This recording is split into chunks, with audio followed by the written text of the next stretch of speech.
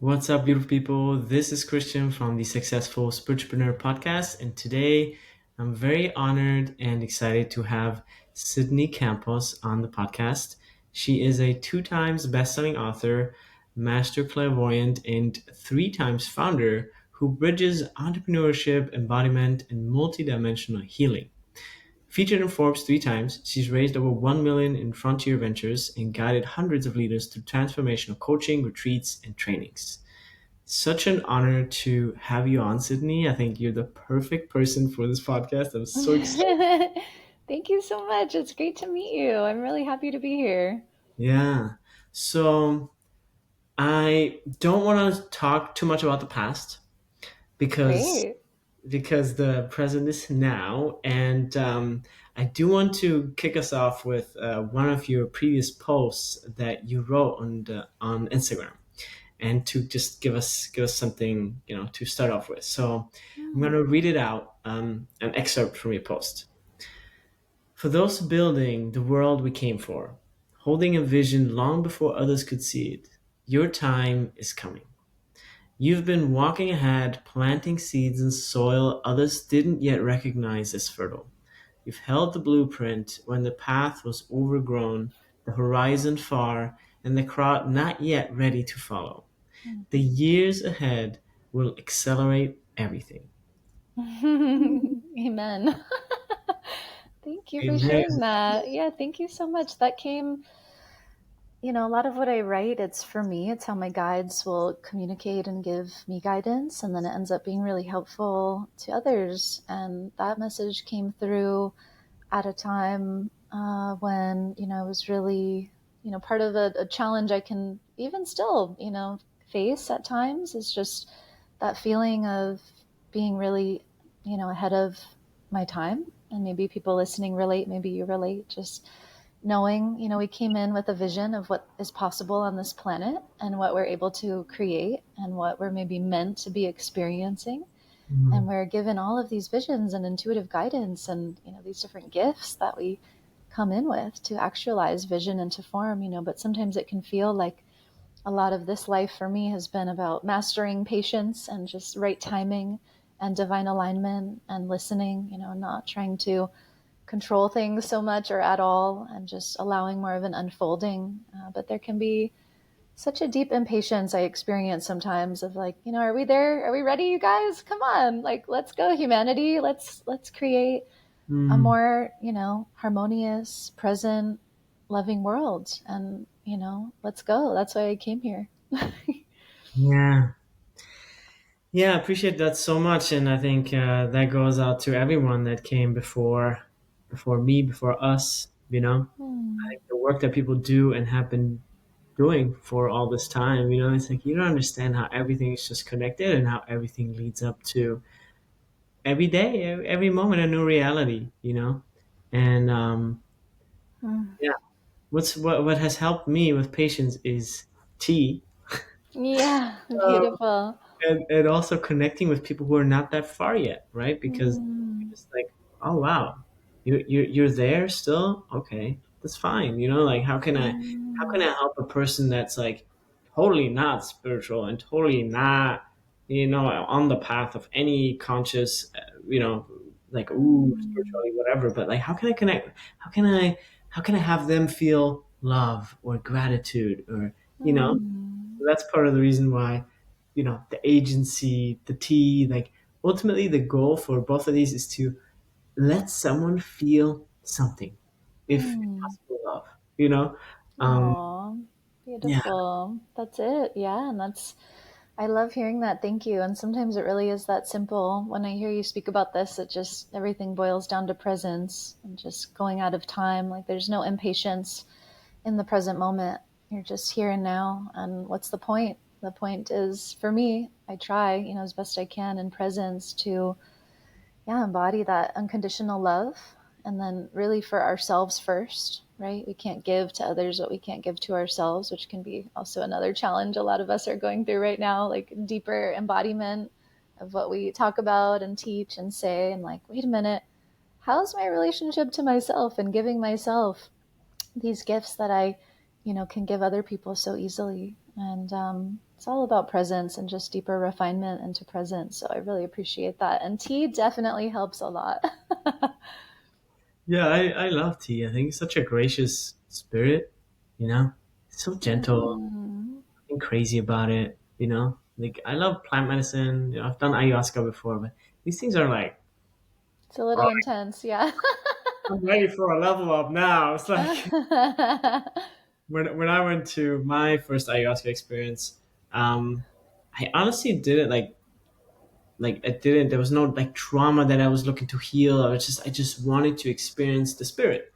Um, Mm, and it was very interesting because um, part of that experience was to understand that really I am living my best life, right?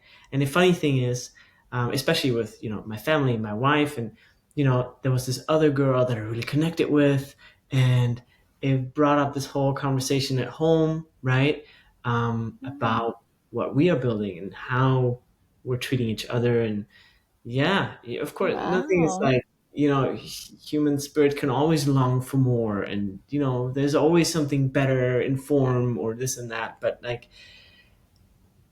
yes, you understand, Interesting. like, Yeah. Wow. You're shown some new layers of yourself. And yeah, that's a great ally and a great tool. I think that those kinds of medicine technologies can help people open up a lot and expand. And I also know that there's a lot of softer, more gentle, kind of integrated ways that we can connect to source, especially now, but it often can take more, practice. And I think some people, what I notice happen a lot, and I've been facilitating for like the last 10 years and helping a lot of people integrate really complex, multidimensional experiences from plant medicines and frankly, like really challenging situations where parts of themselves will be fragmented off and just, it's all, the body can be super overwhelmed by those experiences. And then it can be really challenging to integrate and kind of come back fully in this reality in a centered, embodied way. And so for me personally, I love sobriety. I love to meet in really clear presence. And when we are supported with the tools and the practices that can be really simple, usually a combination of breath work, some kind of movement, sound, using our own voice, intentionally toning, these kinds of things, we can drop into some of the deepest spaces that feel really psychedelic, but it's from our own source. It's from our own supply, and then it's the integration is implicit, and it can be just even more expansive, I think, actually, than working with some of these external entities that can have their own agenda, that can take more effort in the long run to kind of, clear out of your system so you can feel yourself. hmm, yeah, yeah, it makes a lot of sense. Plant medicine again. It sounds off, or I think it is advertised often as like the silver bullet. Yes, a quick fix. Right. Yes. And that's just what people have been looking for and still will be looking for many thousands of years, right? But yeah, where's that organic integration? And yeah, I I agree. actually think a lot of these things are going to be not as common in the next few years because the planetary frequencies are increasing to such a level that people are not going to be, it's not going to be as helpful to work with things that are, kind of an external entity. There's going to be such a stronger call to work with your own energy and to work with your own source connection. And it's like the energy is speeding up to such a level where we are going to be required to really meet in clarity. Like there can't be any interference or intermediaries where we're headed, I would say, in the next 2 to 3 years. So I actually see a lot of people that have even been shamans and facilitators of these energies and medicines, they're even stepping back. Their guidance, if they're listening and they're not in an ego trip, if they're listening, a lot of them are being guided to put the medicine down and to remember to guide people into the remembrance of their own source and their own innate abilities that a lot of these medicines have tried to help, kind of open up those pathways for them. There's going to be this big movement, a bigger movement, I think more visible in the next few years, of people just saying, we don't need the medicine, you are the medicine. So I think this is already happening, but I see it happening at a more mass level.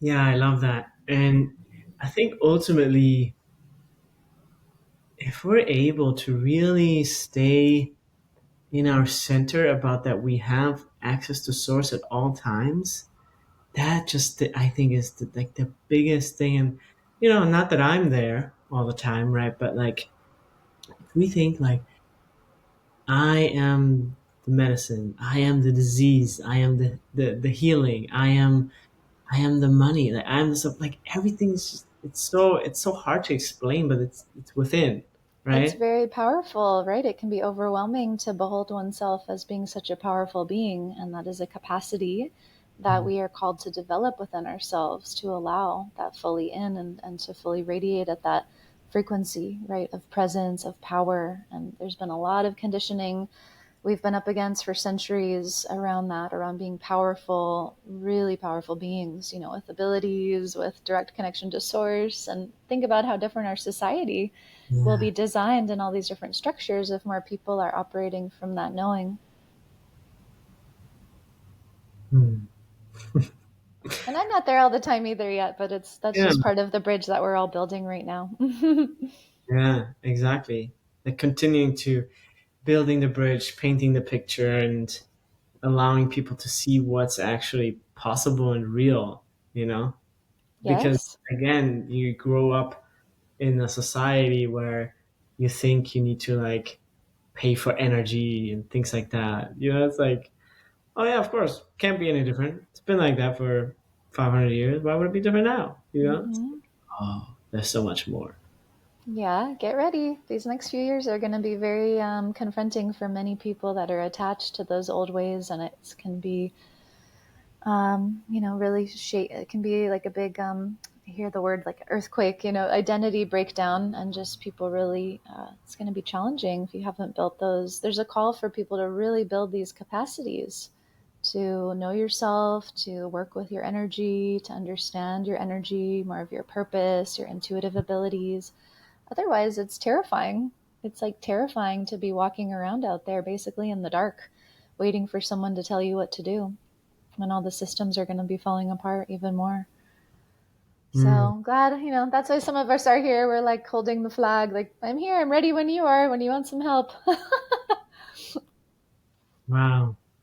So tell us a little bit about the age of Aquarius, because a lot of listeners might not. I mean, I'm sure they've heard of it, right? But they still don't quite know what it is. I guess it's some sort of new age or new times, like no, it's another new year. I don't know, another new. I like to call it the now age. I don't think I made that up, but just new age has a funny tone to it. And the Aquarian age, I don't really resonate with that term, but it reminds me of I practiced Kundalini yoga for a long time, and they always talk about the Aquarian age and these Aquarian frequencies. And all that aside, what I think you're alluding to is this time that is upon us, which is the next, really it would be the next 100-year cycle, but we're just at the very, kind of beginning, the next, and really what's important to talk about now is the next 3 years. So between now and 2028 is this major window that, maybe some listening can feel where things have been speeding up. Energetics on the planet have been speeding up. You might feel an acceleration in your ability to manifest things, like you think about something and then it appears. You might feel a heightening of your intuitive and multidimensional abilities. You might have more memory coming in of, your abilities and maybe what you're here for or other lifetimes, things like that. You might have a accelerated rate at which you're meeting people that feel very familiar beyond this life. And some people may also be having this crisis, which is part of awakening, welcome, where you really, see how certain choices you've made no longer fit who you are really meant to be and how you're meant to be serving. And, where are you not in integrity? And so this time frame is very exciting. It's really 2027. A lot of different cultures will also allude to this time, and it's I call it an energetic gateway, where the planetary frequencies are increasing to such a level where it does feel like we make this collective jump in consciousness, where we're able to vibrate at such a higher, more efficient level.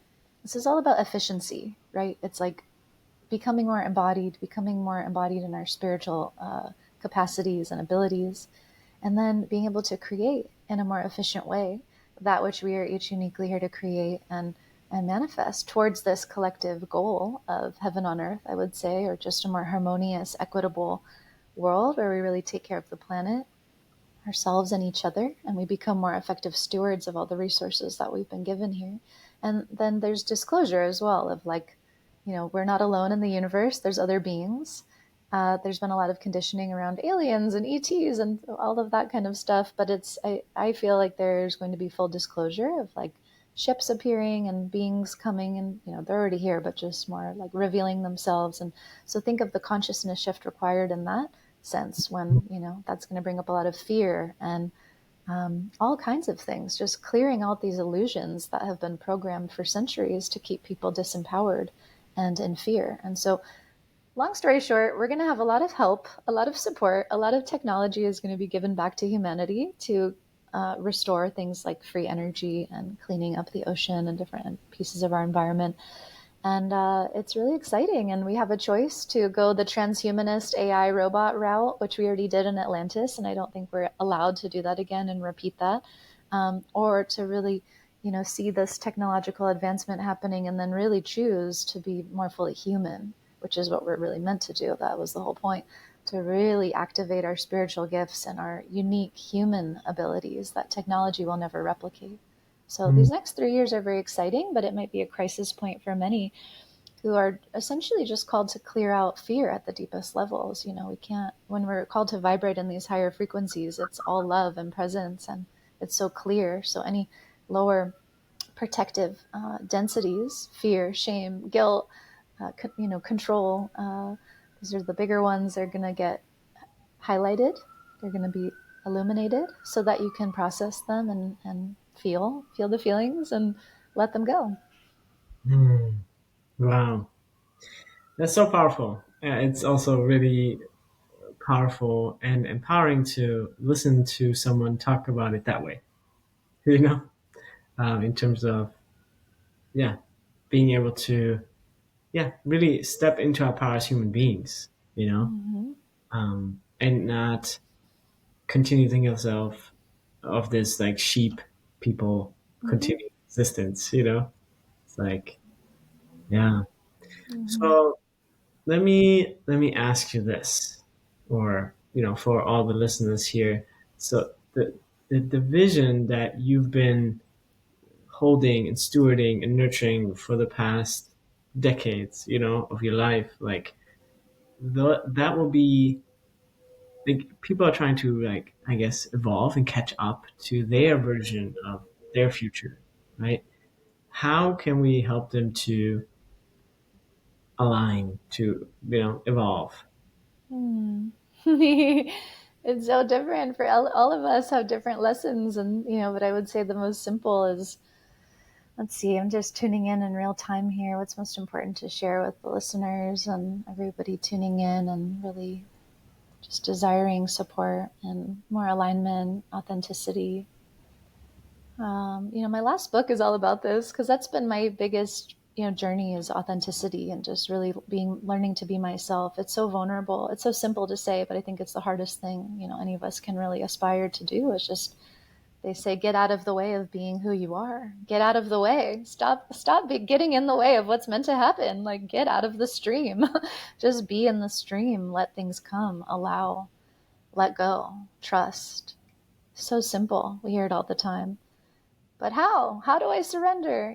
So we're talking about embodiment, and this is a way of which we're meant to work with the body to relax, and, like, whatever that means for you. We all have trauma, we all have stuff we're called to let go of, and really I think it comes down to being open to support. We can't do any of this alone. I mean, we can, I think, but not, it's not as effective as when you're working with others and connecting with authentic community, where you can really practice being yourself and getting feedback and learning the different protocols, practices, techniques, that help you feel good, that help you feel like yourself. So I would say, for anybody listening, what are the practices, things that you love to do? It could be meditation, yoga, exercise, singing, dancing, whatever, painting, cooking, anything that you love, where you feel in flow, you feel connected, you feel like yourself.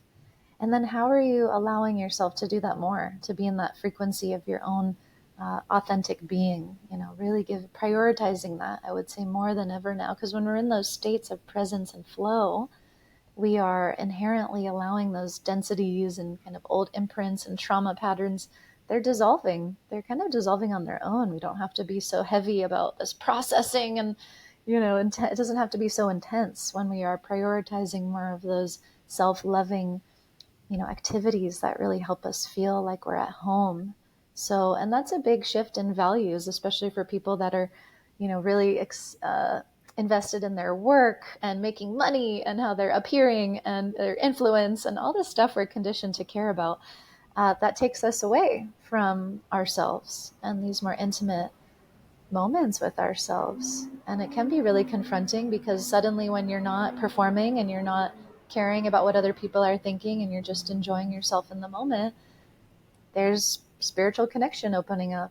There's awareness of certain feelings that you might have been avoiding. There might be some pain. There might be some things to experience which can feel confronting, because when you feel them, then a part of your identity is going to fall away and you're going to become more of who you really are, but that can be scary if you're very attached to who you've been. So I find that it's really helpful to have groups and friends and just, support, coaches, mentor. I have a whole team of support, right? Like that's what I've required. And I think I just want to make that permission available to more people. Like you don't need to do anything alone. Where we're heading is going to get more intense. And it's good to resource up and really find those practices and support communities that can help you. Yeah. Yeah, I love that. Recently, my wife, she said, today's a holiday. It's what we're gonna make it a holiday. It's like, no, holiday. It sounds so nice. Just to be able to have a permission to just do whatever you want to do. Oh my God, even that is just such a big deal sometimes, at least for me. Yes. Like, oh, I don't need to work today. I don't need to like show up and produce and be my Mm. masculine, and I can drop and I can Mm. actually sink into my spirit and explore what I actually want to do with my time here on planet Earth. Mhm. Unheard Yeah, exactly. of for me as a German. Yeah, exactly. Well, totally. Yes. And I mean, I have so much conditioning, frankly, like to be a workaholic. Like I come from a family line of just people that were working so hard to survive, Yeah. and in poverty and just for many generations. And these are conditionings that we have operating at the DNA level. These are inherited traits that we bring through to survive. But then, we're in a world where we've never been safer. We've never had more abundance and resource. We've never had more technology to automate work that we no longer have to do. And, we have so much more freedom. We can, if we choose to allow ourselves to enjoy it. But that can be so confronting, because there might be patterns also inherited around proving oneself through work, which I've had to work through a lot in my own path, like this inherited program of, also service. For some of us have come in, we've come in as light beings and guides and healers, and there can be a program running with many healers I've seen, and in myself of like, I have to save the world. I have to help everybody else. I have to give to everybody else. I have to help wake everybody else up first. And it can be so confronting to say, wait a minute, slow down, Hmm. stop. Actually, stop it. You don't owe anybody anything. You're alive to simply be alive, for you, to enjoy it, to actually have fun, to learn, to grow, to relax. Let go of the stress, let go of the worry, get off of the hamster wheel, the illusion of the hamster wheel that you have to do all these things to just be worthy of existing. And this is what so much of our external world is reflecting to us, by the way. I mean, social media, all of our economic capitalist structures, are literally programming us all the time, saying, you have to do XYZ just to live. And then the money system, I mean, the debt system, all these things. So it's just fascinating when, back to our original point, if you imagine, your own power and connecting to your own source, living more from this place of unconditional love and value, within yourself, you are enough just because you are alive. Your presence is all that matters. Like, this is it. And then imagine how different our social structures would need to be if more people were operating from that place of like, wait a minute, we're here to enjoy this world and take care of it and take care of ourselves. What are we doing? Hmm. Yeah. Yeah, that's something to put into practice more. Yes, I know. Amen. Me too. It's deeper refinement always, and but also it's I Life love. is faster in the US, It's like, Oh yeah, yeah, yeah, totally, yeah. But also what's coming is I love the opportunity to have conversations like this, like more conversations around the future possibilities. And I loved your point of not talking too much about the past. It's like talking about the future and the vision and being more in this collective kind of manifestation, I think is another key piece that will support us in where we're headed. hmm. I love that. Thank you so much for sharing all that. I want to switch gears a little bit and I want to ask you about any, type of, businesses that you started in the past. Where did they come from? How are they connected to your purpose, to your heart imprint? Like how, yeah, tell us a little bit how you made your purpose into also your dharma, your work, what you do. Yeah, livelihood. Yeah, well, let's see. My journey started in media. So I worked in media in New York for years, and then I built a PR agency that's now a global agency. I exited that in 2016 after growing the team, and we had an acquisition, and that was also around the time, my awakening was around 2011, 2012, and then, so I'm working in this media agency, building this system kind of to infiltrate a lot of what we're talking about. I'm like, wait a minute, in a capitalist society, the best way to actually change people's minds and behavior is through media, through advertising, not through the law, not through policy, which had been some of my earlier aspirations when I was younger. I'm like, oh, I'm going to be a civil rights, lawyer or something. And we got to change the system. And so, and then I'm in this media agency, and then I'm also doing all these like kind of undercover healing trainings and learning about energy work and Akashic records, and all my psychic gifts are like popping off, and working with energy healers and just having this rapid remembrance. And then in 2016, I left my agency and I created my own business, and I moved to Bali. And I, similar to what you mentioned, but I had an online platform where I was serving as a strategic advisor to startups, as a marketing advisor, strategy ops, that kind of thing. And then also building my healing practice, which was always a mixture, as it is now, of strategy, advisory, but also intuitive healing and multidimensional guidance. So I'm happy to say that's more normalized now, and people are more open to those kinds of integrations, and like they see the value in talking about energy when it comes to business. But it wasn't always like that, so it's just fun to reflect how things have really changed even in the last few years. And then I have had a few different startups. I created something in 2019 called Odyssey, which was a leadership convergence and a kind of an incubator for coherence and mastery within leaders, because I had this awareness and really guidance. All my ideas have come from intuitive guidance. They've always been guided by source. And then I've, done my best to get out of the way and let the idea come through. But it's also been a learning of getting out of the way, letting my ego not attach. The business isn't about me, these kinds of things. And it hasn't always been, perfect. And so Odyssey was a really big initiation for me. It was such a pure idea at the time, ahead of its time. But I brought 100 people together from all over the world, founders, investors, creatives, and also healers and artists.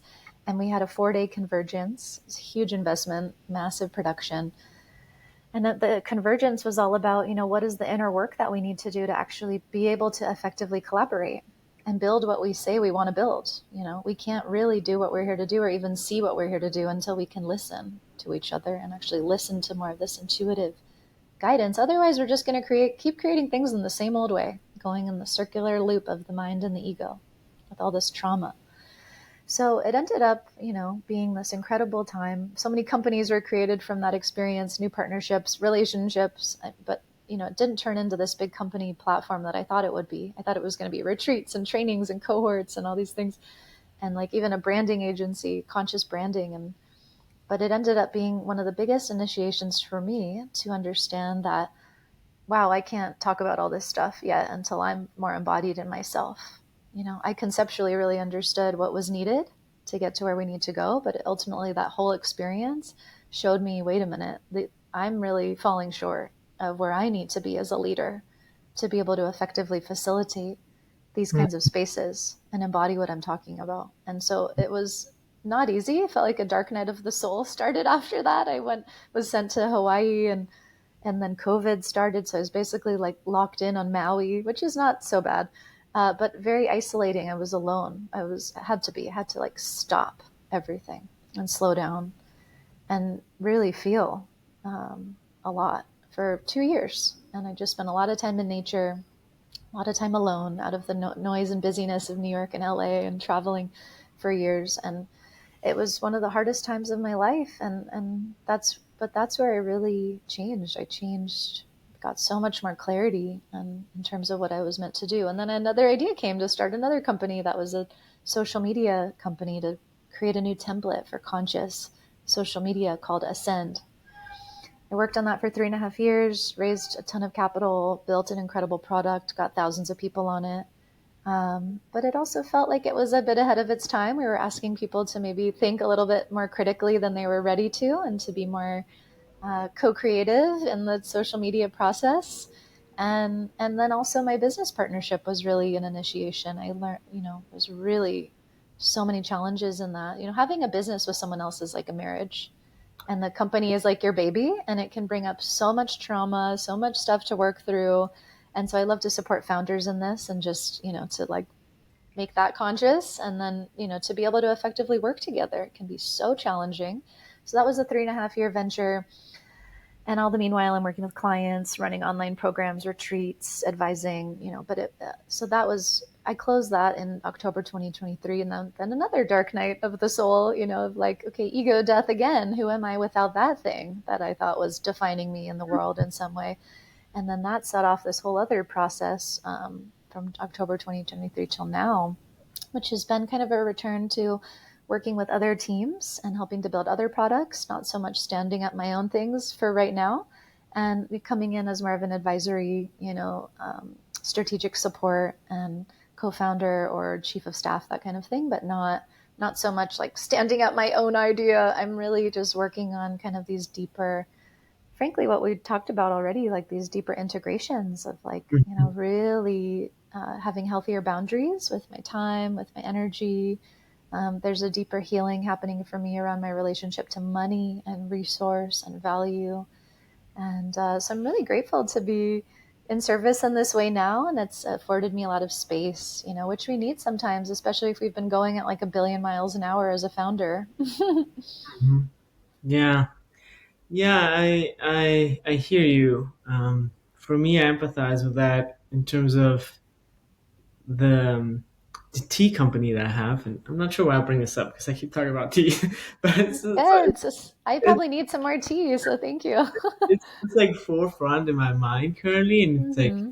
it's something that just keeps me engaged and alive. Like tea, even like right now, what you said is like tea. I feel is that medium that like anyone can connect with, right? Hmm. That's the cool thing. Like I don't like tea doesn't need to be with the next level branding agency, love pixel that you might need, right? That only 5% of the population might resonate with, right? But tea is something that everyone can resonate with on their own level, Hmm. right? That's why I think it's so powerful because it can touch so many people. Yeah, beautiful. It's a very universal language. I had a client a couple years back that's one of the biggest tea companies in the world, and they're actually one of the cleanest, like greenest producers. I won't say the brand right now, but basically, I learned a lot about that whole industry, and just, part of what you're talking about, how tea is really this universal language. Think of all the countries, cultures, that are engaging with this as almost this ritual, even if we don't call it that. It's this really ceremonial ritual that billions of people are partaking in every day. Mm. So I love hearing you speak about this, and I feel like I'm called to like integrate this again more into my life. At a time, especially when I lived in Hawaii, I had a tea table. I would serve tea more, and I'm like, why did I let that go? What happened? Time to get that back. Yeah, yeah, it's a wonderful little thing, and again, like it's this it's so many layers at the same time. It's physical, it's visceral, like it's spiritual, like it's incredible. Like, I think it's just like again, like the integration of like Okay, now I'm gonna make my little tea. What tea today? Do I feel like oolong? Do I feel like green tea? Do I feel like black tea? Right? Do I feel like Mm. matcha? And from there, trying to make the process as conscious as you can. And I'm not standing there every day like this or like this. I had 5 minutes before this podcast. I'm like, I'm gonna make tea, put hot water in here, and let it like work on me while I sit and drink and talk. And you understand? It's like it's so Aw. flexible. Like It's it's a such incredible. And not like with energy work, you need a lot of intention, right, and presence. With tea, the good thing is like, of course, the more intention you put in it, the more the effect you're gonna feel, right? But even like this, before the podcast, I sit down and make this, like, it's still with me. You know what I mean? It's like it's still working. Yeah, it's a great way to connect with your intuition also, and just again self-loving ritual. And I love all of this. I'm gonna take this into consideration and maybe get my new little tea table set up. I love that. Well, we're coming towards the end of the episode. We have about 4 or 5 minutes left, and I just wanted to um, give it over to you and ask what your vision for the new world is. And yeah, I think that is the question. Thank you. I invite everyone to take a nice deep breath with me and feel free to like tune in for this answer for yourself as well. I feel like that's so much more fun to co-create, and I'm going to actually just really tune in with my guides and guidance to see what is alive today. Every day can be so different when it comes to this possibility, field of possibility. What is the vision for the future that I hold in my heart today?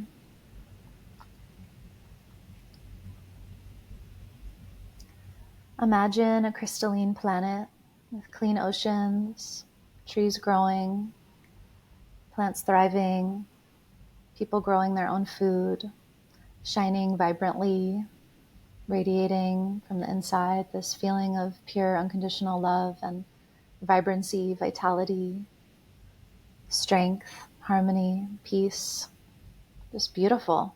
Imagine a world where you walk by, and every single person you pass is just like a luminescent, beautiful light. And you feel this knowing that they are reflecting you.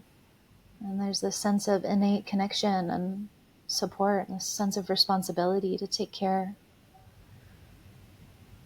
And just feeling this presence and love and support, safety, feeling the safety to be fully alive, fully powerful, fully activated, fully on purpose, aligned, empowered, creative, curious. Nobody is afraid to share their truth. Everyone is sharing their truth and expressing their authentic calling.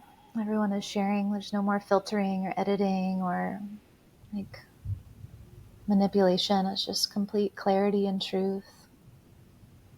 A lot more silence and moving slowly and just really clear. Being able to see everything and everyone really clearly, and having such clear resonance of where you're guided to go and guided, at the right time to be at the right place. All is provided, all is already here. All that you need ever again is always provided, is always here. It's already here, hidden in plain sight, just waiting for you to open up and remember and receive.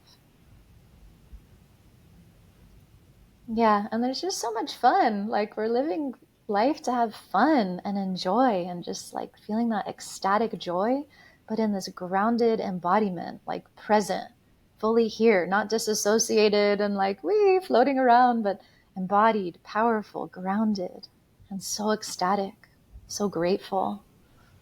So let's do it. Let's do it. Thank you so much for sharing your heart, sharing your wisdom, being on here, and giving us a reminder of what it means to be more embodied for ourselves. Thank you so much. Thank you for your example and the bridges you're building as well. I'm really honored to co-create with you. Yes. Yeah. Thank you so much. Uh, Let us know where people can find you if they feel inspired to reach out, explore more. Sure. Yeah, I have a retreat coming up in Bali. We talked about Bali a few times. This will be my fourth time hosting there. So I bring intimate groups there for initiation into deeper embodiment, power, and purpose, and go to temples and just all the local spots. Since I've lived there for years, I have a lot of special connections, and we could really have a very sacred, like local experience. So that's in January, January 3rd through 11th, Bali Beloved. Very small group coming together for that. And you can find all the details of how to connect with me otherwise on my website, which is sydneycampos.com. And you can check out my books. I also have a podcast I'm rebooting after a hiatus since I closed that last company. It's called Visionary Souls. And I'm really excited about the new guests coming on for that. And yeah, please reach out. I do online offerings occasionally too. So my newsletter is a great resource to stay in touch. Beautiful. Thank you so much, Sydney. It's been an honor, a pleasure, and yeah, it'll be remembered in my life. Yay! Oh, thank you. Thank you.